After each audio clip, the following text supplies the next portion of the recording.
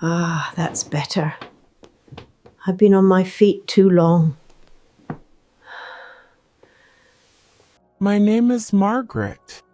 I am 90 years old.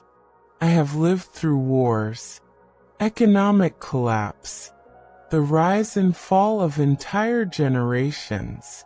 People often ask me what the secret to a long life is. I never know how to answer, because living long is not the same as living fully. I did everything I was told to do, and now at 90, I am finally brave enough to admit this. I lived a life that was never truly mine. I grew up in a small town where choices were limited, especially for women. I was quiet.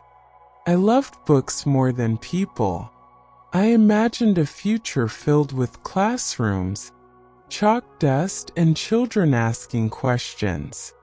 I wanted to be a teacher, but wanting something and being allowed to have it were two very different things. At 18, my mother sat me down and said it was time to think seriously about marriage. She didn't ask what I wanted. She told me what was expected. A man was introduced to me. He was polite, stable, acceptable. Love was never mentioned. Everyone said I would grow into happiness. So I agreed. The wedding was small. The smiles were big. And my dreams became quiet. I told myself that sacrifice was maturity, that silence was strength, and that wanting more was selfish.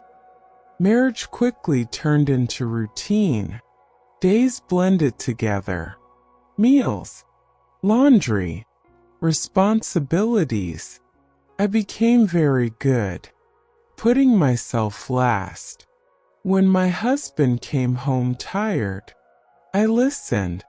When I came home tired, I kept going. Children arrived, and with them, love mixed with exhaustion. I lived for their needs, their schedules, their futures. People praised me. She's a good woman. She never complains. They didn't realize that silence slowly erased me. Years passed. The children grew up. They left home, just as they should have. And one evening, I sat at the kitchen table, with no one left to serve.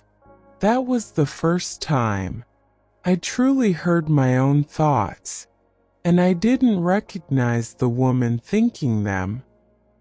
In my 70s, while cleaning the house, I found an old box. Inside were notebooks, poems, letters I never sent. My handwriting was confident, hopeful. I barely recognized it.